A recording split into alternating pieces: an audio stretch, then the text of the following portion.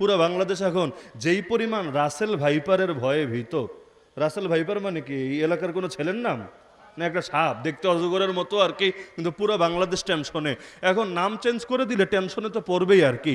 এখন 2 দিন আগে নাম ছিল চন্দ্রবোরা। চন্দ্রবোরা ছোটবেলা থেকে আপনারা অনেকে হয়তো দেখে এসেছেন, নিজেরা পিটিয়ে মেরেও এসেছেন, মেডিকেলে গিয়ে খোঁজ নেন, ডাক্তাররা ট্রিটমেন্টও করে দিয়েছে। তো এখন নতুন করে নামটা একটু আপডেট হয়েছে আর কি, চন্দ্রবোরা আপডেট ভার্সন নাম এটা এসেছে রাসেল ভাইপার। বাঙালি চিন্তায় পড়ে গেছে, আর এই ভাইপার ভাইপো এটা আবার কি চিজ হয়? এটা কি বিদেশ থেকে আসলো? মেড ইন চায়না না মেড ইন জাপান না মেড ইন ইন্ডিয়া? বহুত টেনশনে। আর গুজববাজরা তো বসেই আছে, কারণ এগুলো যত মার্কেটে ছড়ানো যাবে, সিলেটের বন্যার কথা মানুষ তত ভুলে থাকবে, ব্যর্থতার চিত্রগুলো তত ডুবিয়ে রাখা যাবে, আর আলেম ওলামার উপরে যত জুলুম হয় এগুলো তো সব মিছে যাবে।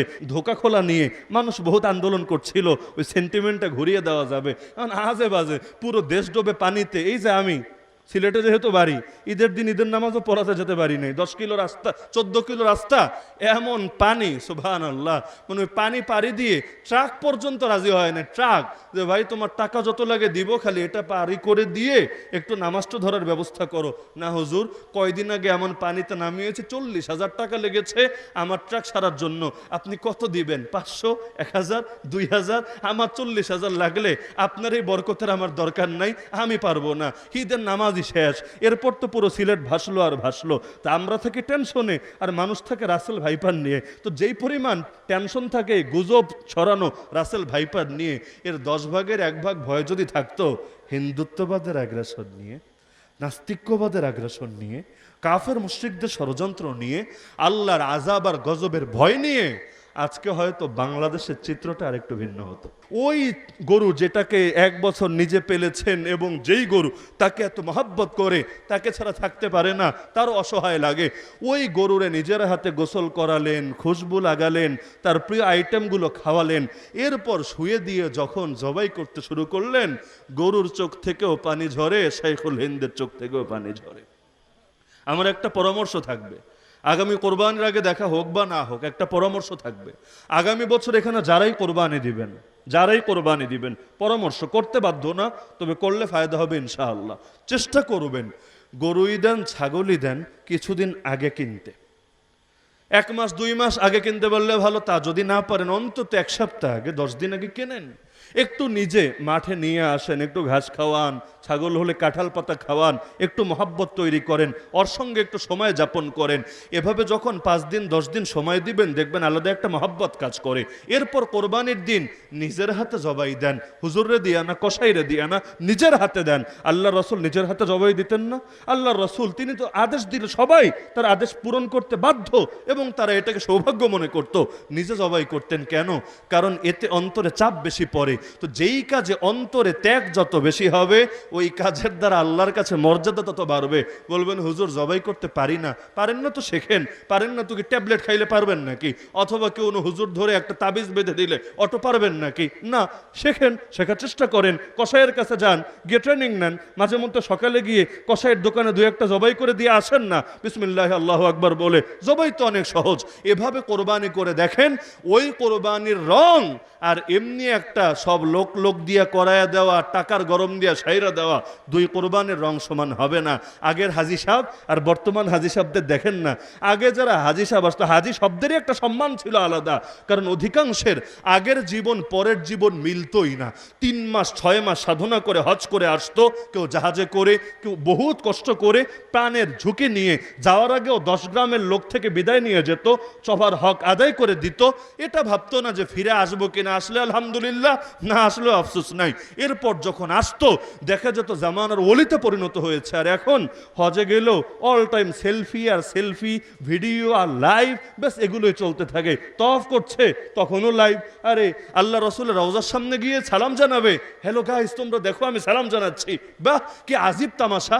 এমনকি এই বছর আরাফার ময়দান তো হজের মূল একটা অংশ, উকুফে আরাফার ময়দানে কাজ কি? দোয়া করা, খুতবা শোনা। এখানে বসে যে দোয়া করবে আল্লাহ দোয়া কবুল করে ফেলবেন, কত বড় সৌভাগ্যের ব্যাপার। এই বছর কয়েক কোটি জিবি, 100 জিবি না, 1000 জিবি না, কয়েক কোটি জিবি ইন্টারনেট ব্যবহার করেছে হাজির আরাফার ময়দানে বসে বসে। কাজটা কি আমারে বলেন? যে বাঙালিরা দেখাবে দেখানোর জন্য। এটা তো সরকারিভাবেই সিস্টেম দেওয়া আছে, সবাই বাংলাদেশে বসে আপনি দেখতে পারবেন এখন হজের কি আমল হচ্ছে, সেখানে কি কথা বলছে, কিন্তু সবাই মিলে কি পরিমাণ ফেসবুক, কি পরিমাণ ইউটিউব ওখানে বসে চালায়। ফলাফল হাজির মধ্যেও হজের রং আসে না। অধিকাংশ হাজির দেখবেন আগের জীবন পরের জীবনে পার্থক্য পাবেন না। আগেও ছিল পাজি, পরেও রয়ে গেছে পাজি। এমন হয় নাকি হয় না? কেন? কারণ দিলের কোরবানি নাই, পয়সা আছে গিয়েছে, একটা ফুডানি, একটা ট্যুর, একটা ট্রাভেল সেরে দিয়েছে। এভাবে হবে না। আল্লাহর কাছে দামি হতে চাইলে অন্তরের কোরবানি লাগবে নাকি লাগবে না? তা আগামী বছর যারা কোরবানি দিবেন কাজটা করবেন তো ইনশাআল্লাহ। আমি আগেই বলেছি করা জরুরি না, ফরজ ওয়াজিব কিচ্ছু না, কিন্তু এভাবে করলে দেখবেন ওই কোরবানিতে আলাদা একটা মহাব্বত থাকবে এবং এটা অন্তরে আপনি অনুভব করতে পারবেন ইনশা আল্লাহ। তো সেই শাহজালাল রহমাতুল্লাহ আলাই সহ সেই বাহিনী গিয়ে সিলেটে ঢুকলেন। রাজা গৌর গোবিন্দ নাম শুনেই প্রাসাদ ছেড়ে পালিয়ে গেল। সেখানে আজান হলো, রাজা গৌর গোবিন্দর প্রাসাদ মাটির সাথে মিশে চূর্ণ বিচূর্ণ হয়ে গেল। পরবর্তীতে সেই ওলিরাই সারা অঞ্চলে ছড়িয়ে গিয়ে দাওয়াতের মেহনত করতে লাগলেন। এই যে সেই সৈয়দ নাসিরউদ্দিন সিপাহসালার রহমাতুল্লাহ আলাই, আমার বাড়িতে কখনো আসলে দেখবেন আমার বাড়ির একেবারে কাছেই তার কবর এখনো অবস্থিত। আর শাহজালালের কবর তো আপনারা অনেকে দেখেছেন, শাহপরান রহমাতুল্লাহ আলাইহির কবর দেখেছেন। তাহলে এক একজন এই যে এক এক জায়গায় কেন দাওয়াত দিতে দিতে ছড়িয়ে গিয়েছিলেন। তাহলে এই যে বাংলা অঞ্চলে 360 আউলিয়ার দ্বারা ইসলাম প্রতিষ্ঠিত হয়েছে, ছড়িয়েছে, বিশেষ করে সিলেট থেকেও সারা দেশে এই আলো আরো বিস্তৃত লাভ করেছে, এটা সবাই জানে। কিন্তু এর গোড়ায় যে গরু কোরবানির ইতিহাস লুকিয়ে আছে এটা অনেকে জানে না। তাহলে গরু কোরবানির দ্বারা বা গরু কোরবানির বরকতে এই অঞ্চলে ইসলাম বিজয়ী হয়েছে। ওই যে শুরুতে বলেছিলাম কথাটা ভুল, কথাটা মিথ্যা, কথাটা অবাস্তব নাকি বাস্তব? তো এই তথ্য প্রমাণের আলোকে এটাই প্রমাণিত হচ্ছে। এবং আমার দিল বলে, দিল বলে, ভবিষ্যতের বাণী তো আর আমরা করতে পারি না, আমার দিল বলে এখন যেই ষড়যন্ত্র নতুন করে শুরু হয়েছে গরু কোরবানের বিপক্ষে, এর পরপরই ইনশা আল্লাহ আবারও গোটা হিন্দুস্তানের বুকে, শুধু বাংলাদেশ না গোটা ভারতবর্ষের বুকে আবারও ইনশা আল্লাহ ইসলামের বিজয় হবে। কে আমার দিল সাক্ষ্য দেয়, আপনাদের দিল দেয় না?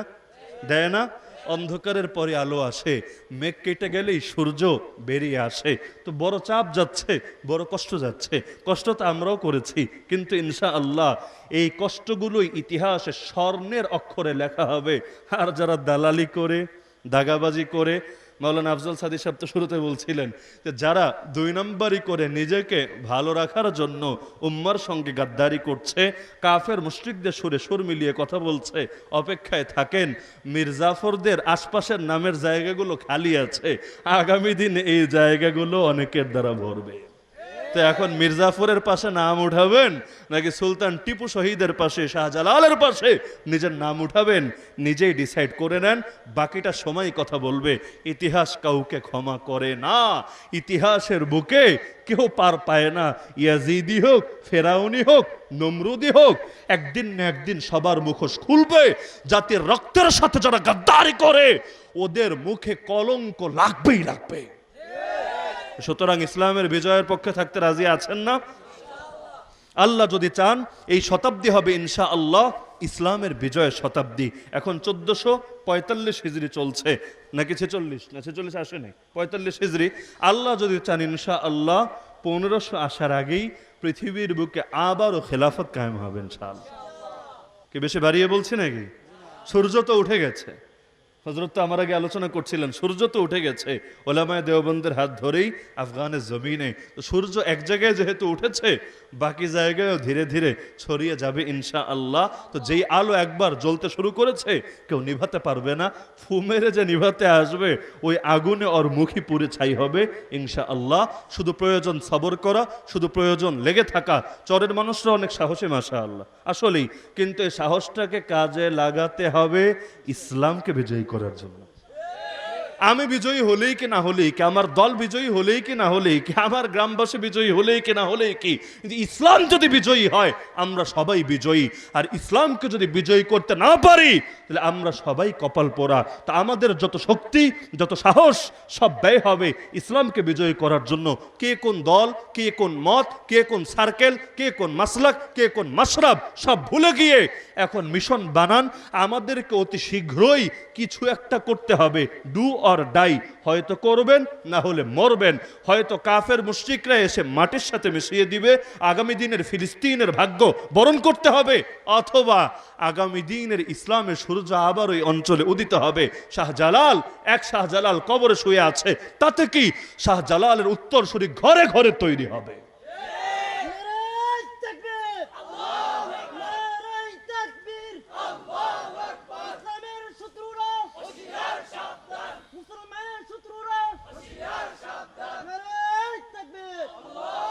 আল্লাহ তাআলা আমাদের সবাইকে 3 ঘটনা মনে আছে তো?